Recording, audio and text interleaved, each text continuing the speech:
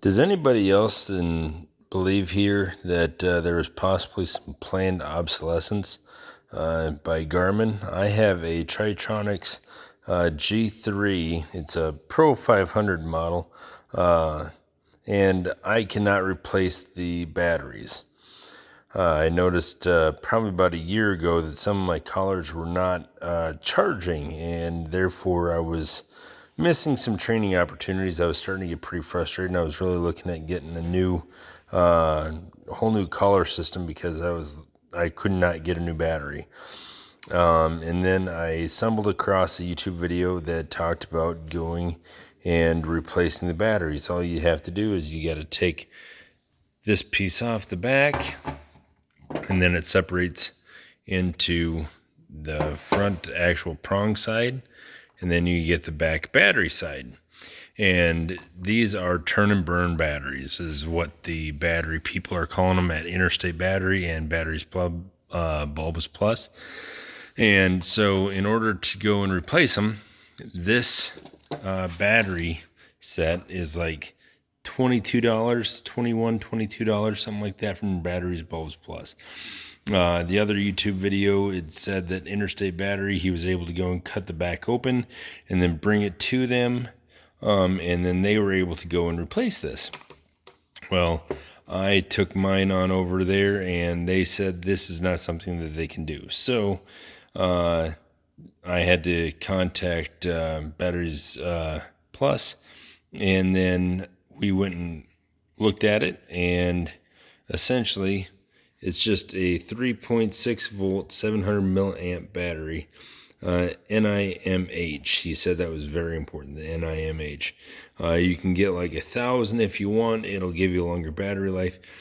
I just prefer to stick with what was already in there because I don't want to cause any damage.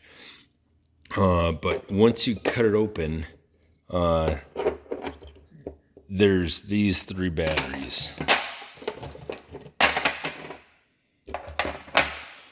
You just use your dremel here, and then they are going to be hooked on up, and there is going to be one end, the negative right there, that is going to be attached on one side. Here, let's see if I can open this up so you can see it. There we go. So you see those little tabs in there, the middle tabs that I've gotten soldered to? Those are going to be attached on either end. They're not soldered. They must be glued or something like that. They don't come apart very stinking easily. And so you just use your razor blade there, and you gently pull it on out. I used my razor blade, and I used a pick, and then I used a small screwdriver.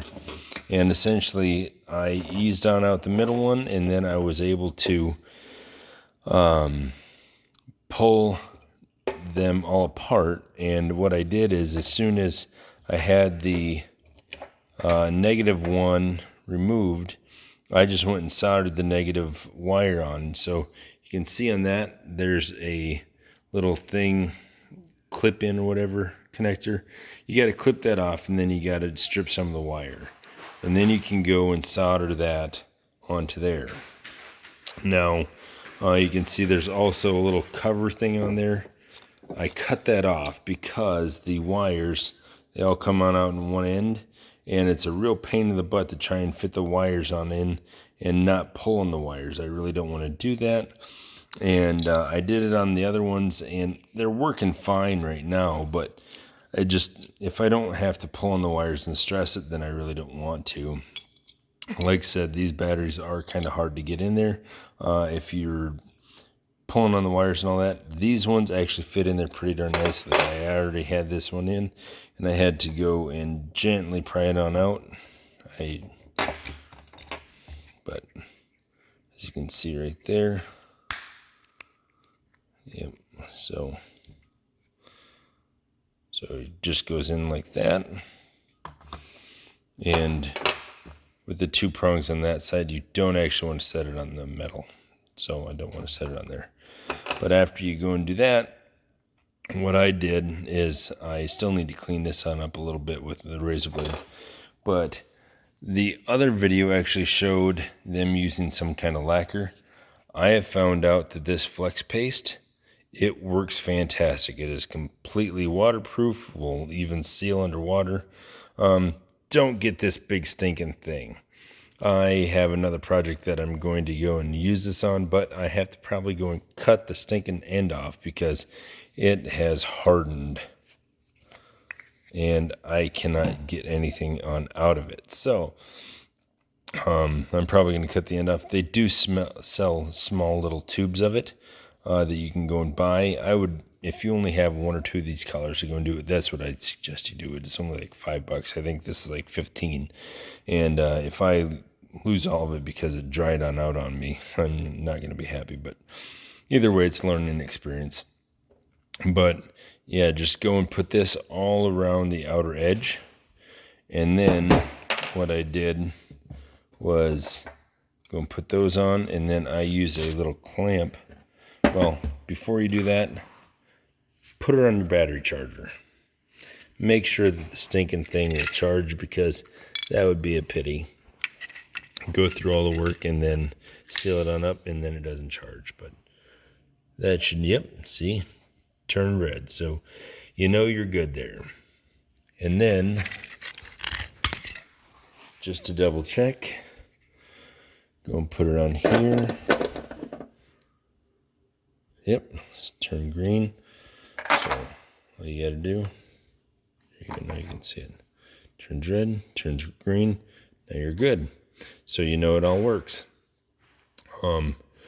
These are old, so it's not exactly easy to go and turn them on. The buttons are still a little tough, but either way, this is one that I've already done. As you can see, focus, there we go. It is not a perfect, it doesn't look amazing, but it is waterproof. It does charge.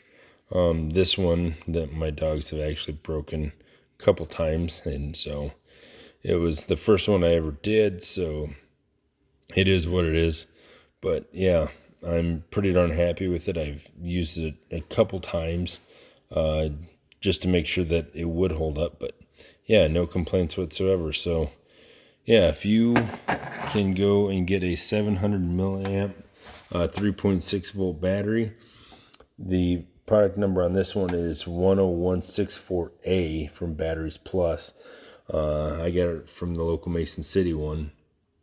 And you just got to clip the end off, and just a Dremel, a little bit of solder, clamp, and razor blade, and flex paste.